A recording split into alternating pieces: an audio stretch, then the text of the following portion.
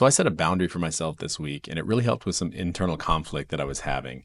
I was in a pretty messed up state over a situation, and I set this boundary, and I found myself on the other side feeling a lot better.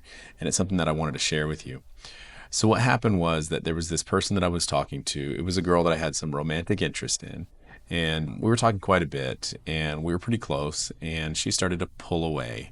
And I won't go into the reasons for why I think she started to pull away. That's not really relevant. What's more relevant is just like what it did to me and the aftermath. And what it did was it sent me into this spiral where I was thinking a lot about this person. I was becoming really needy and clingy. And I was finding myself in this really gross, like simp-like energy. It felt horrible. And so what I ended up doing was, after multiple days of feeling this way, and it really just like having me in this dysregulated state where I was thinking too much about her, I eventually just muted her on Instagram, which is the primary way that we communicated with each other. And, I stopped checking my text messages and thinking about her a lot. And I kind of threw myself into these YouTube videos, and I found myself on the other side feeling a lot better. I didn't notice this until after the fact, after I was already feeling better, and I was just kind of like, hey, I don't feel like shit anymore. I think what this was a boundary, and I didn't realize it, and I didn't think of it in these terms. For me, I don't know about you, but boundaries always felt like setting up a fence to keep other people out. I never really thought about it in terms of like keeping me inside my own little fence of safety, but that's what this was. It was like setting up a fence for myself to keep me in a boundary of safety, and it really helped. I think when someone pulls away, it hits me extra hard. I'm not a securely attached individual, and the truth of the matter is that I was relying on this person for my own emotional regulation.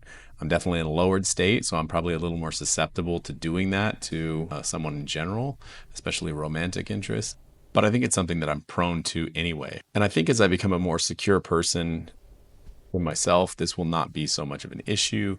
But that's not really what this is about. This is more about just, dealing with the aftermath of what happens when somebody like this pulls away, which unfortunately for someone like me is kind of how I have to operate, dealing with things in hindsight. Now, why is that?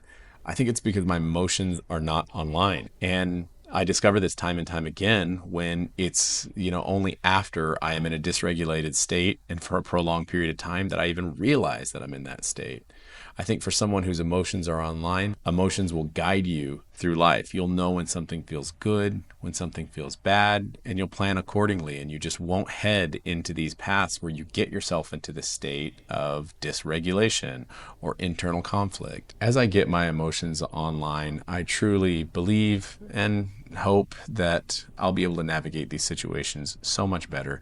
And physical boundaries for myself won't be something that I'll have to do. Like, it does kind of suck to have to like cut somebody out so you stop thinking about them. Like, in some ways, that's not that person's fault. It's your fault, and it's my fault. And I hope that, that's where I'm going to end up, that I don't need to like punish somebody else for my own inability to handle a situation. So that's where we're headed. But until then, setting up a fence for myself to keep me safe on the inside seemed to work pretty well. I think it was a boundary, and maybe this isn't going to blow anybody's mind, but for me, it was a pretty cool realization after the fact to realize what I had done and how it helped me out.